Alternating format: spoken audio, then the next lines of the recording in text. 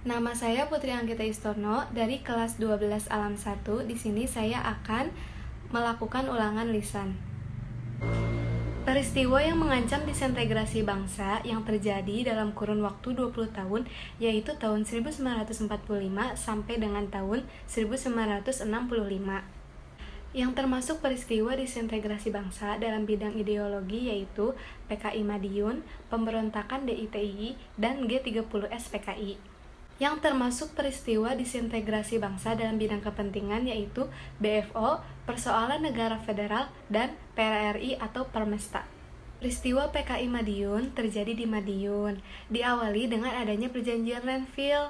Tokohnya yaitu Amir Syarifuddin yang saat itu menjabat sebagai Perdana Menteri di Indonesia. Namun pada tahun 1948, jabatannya diturunkan karena tidak disetujui oleh rakyat dan dikarenakan adanya perjanjian Renville sendiri.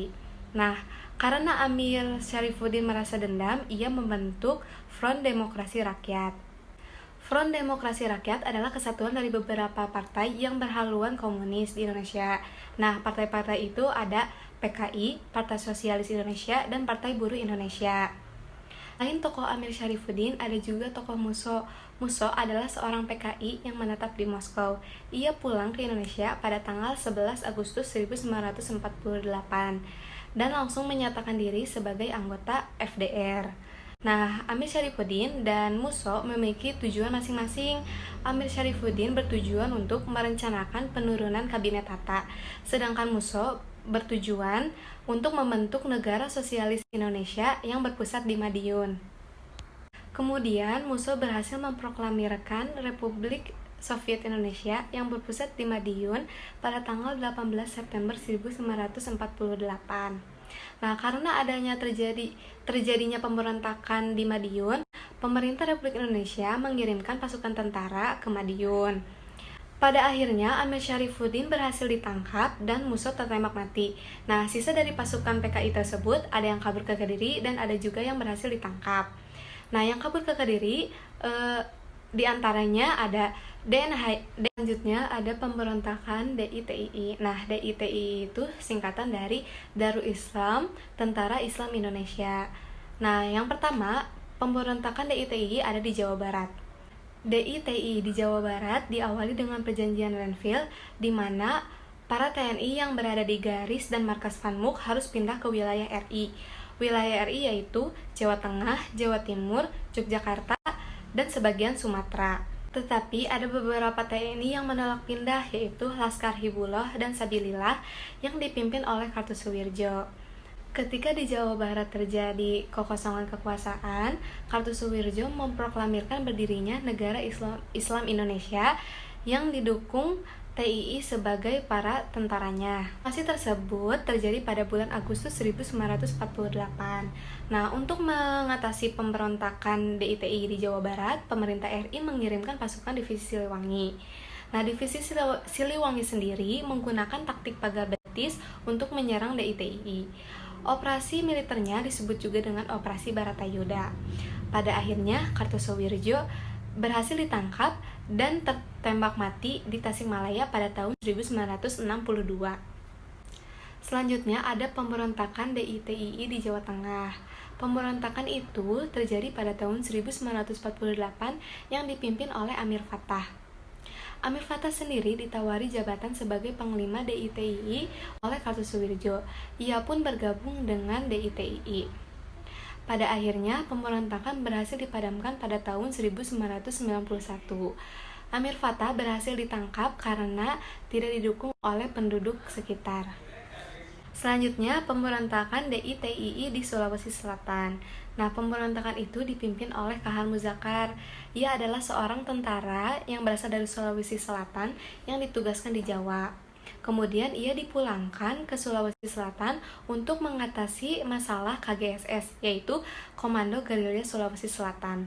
Setibanya di sana, bukannya mengatasi masalah KGSS, ia malah ikut bergabung dengan KGSS dan bergabung juga dengan DITI. Pada akhirnya, Kahar Muzakar tertembak mati pada sebuah pertempuran tahun 1963.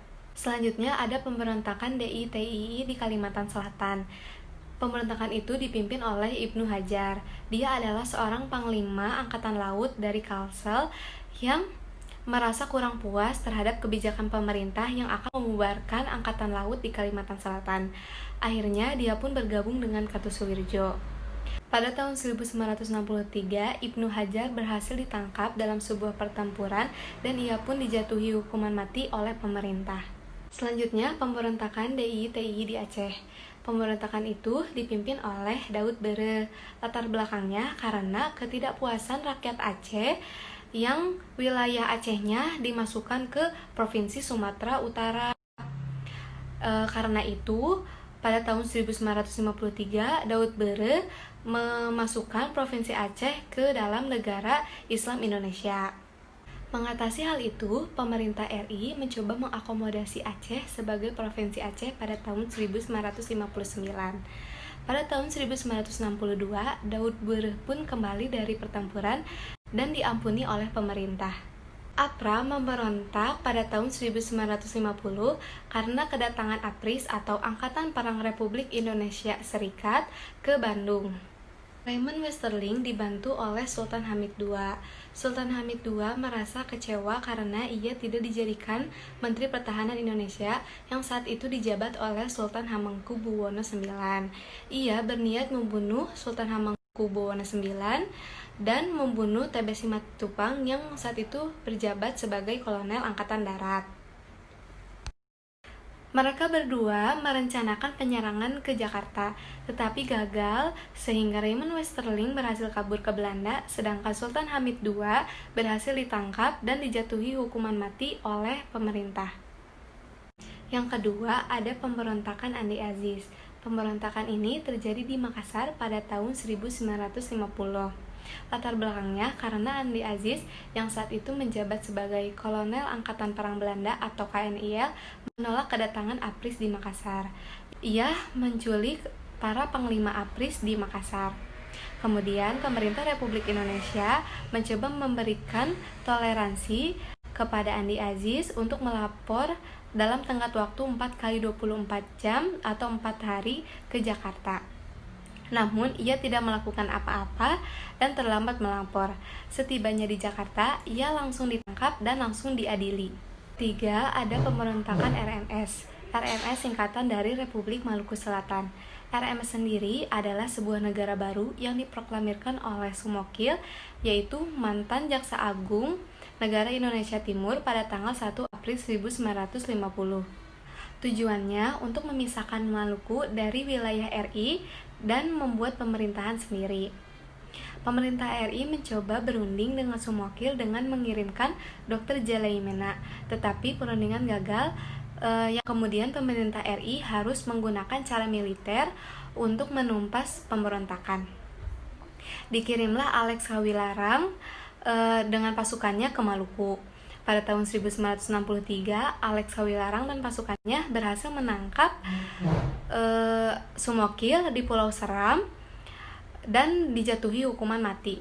Konflik kenegaraan PRRI atau Permesta. PRRI atau Permesta adalah sebuah gerakan yang terjadi di Sulawesi dan Sumatera karena ketidakpuasan tentara Angkatan Darat yang menganggap bahwa kesejahteraan tentara yang ada di Jawa lebih makmur dan lebih sejahtera dibandingkan Angkatan Darat yang ada di Sulawesi dan Sumatera. Nah, mereka mendirikan beberapa dewan-dewan penting, yaitu Dewan Banteng, Dewan Gajah, Dewan Manguni, dan Dewan Garuda. Nah, dewan-dewan itu diperintahkan untuk merebut pemerintahan di daerahnya masing-masing. Contohnya, Dewan Banteng di Sumatera Barat dan Dewan Gajah di Sumatera Utara. Pada tanggal 15 Februari 1958, Ahmad Hussein menyatukan dewan-dewan tersebut dalam pemberontakan PRRI. Dan dirinya mengultimatum pemerintah pusat mengenai pemberontakan tersebut. Berita mengenai adanya PRRI tersebar sampai Sulawesi, sehingga di Sulawesi terjadi gerakan Permesta yang mendukung PRRI. Pada akhirnya, operasi militer berhasil dijalankan dan pemberontakan berhasil dipadamkan. Selanjutnya, ada G30 SPKI yang termasuk ke dalam konflik ideologi. Peristiwa ini bertujuan untuk mengubah ideologi Pancasila menjadi ideologi komunis. Pada saat itu Indonesia menganut demokrasi terpimpin yang membuat PKI semakin kuat dan mencapai puncak kekuatannya pada tanggal 30 September 1965. Sebelum melaksanakan penyerangannya, PKI juga menarik simpati rakyat untuk mendapatkan dukungan. PKI menyebarkan isu adanya Dewan Jenderal yang melakukan kudeta, tetapi TNI Angkatan Darat menolak tuduhan itu dan balik menuduh PKI ingin merebut kekuasaan. Karena hubungan yang kurang baik dengan TNI, akhirnya PKI bertindak dan terjadilah gerakan 30 September 1965 PKI. Karena keadaan semakin memanas, akhirnya PKI bertindak. Nah, PKI ini melakukan penyerangan pada tengah malam yang dipimpin oleh Letkul Untung. Aksi pemberontakan dimulai dengan perebutan Bandara Halim Perdana Kusuma yang akhirnya dijadikan sebagai markas oleh G30S PKI. PKI tidak hanya mengambil kekuasaan, PKI juga melakukan penculikan terhadap perwira TNI. Setelah diculik, perwira TNI tersebut disiksa dan dibunuh oleh anggota PKI, lalu dimasukkan ke dalam sumur yang ada di Lubang Buaya. Pemberontakan juga terjadi di Yogyakarta dengan menculik Kolonel Katamso dan Letkol Sugiono. Dengan gugurnya para perwira, mereka disebut sebagai pahlawan revolusi. I juga berhasil menguasai RRI pada tanggal 1 Oktober 1965. Ia memerintahkan RPKAD di bawah pimpinan Sarwo Edi untuk menumpas pemberontakan, dan Sarwo Edi berhasil merebut RRI.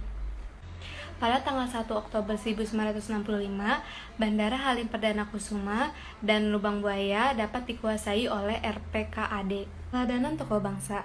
Nomor 1, Frans Kaisiepo. Ia menggagas Partai Indonesia Merdeka pada 1946, mengganti nama Papua dan Netherlands New Guinea menjadi Irian, ikut Republik Indonesia Anti-Netherlands, merancang perlawanan rakyat Biak pada 1948. Yang kedua, Silas Papare. Ia membentuk Komite Indonesia Merdeka (KIM) pada 1945. Ia juga membentuk Partai Kemerdekaan Irian Indonesia (PKII) dan mendirikan Badan Perjuangan Irian di Yogyakarta pada 1949. Keempat, Sri Sultan Hamengkubuwono IX. Ia menyatakan Kesultanan Yogyakarta bagian dari Republik Indonesia pada 1945. Ia juga memberikan jaminan keamanan penyelenggaraan pemerintahan Indonesia selama masa revolusi kemerdekaan. Yang kelima, Sultan Syarif Qasim II.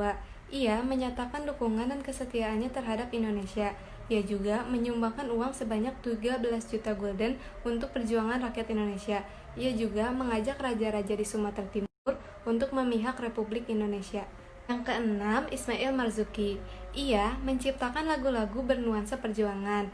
Lagu-lagunya mampu menggugah semangat juang dan jiwa menasionalisme bangsa Indonesia. Salah satu contohnya yaitu Rayuan Pulau Kelapa. Yang ketujuh, ada Muhammad Yamin.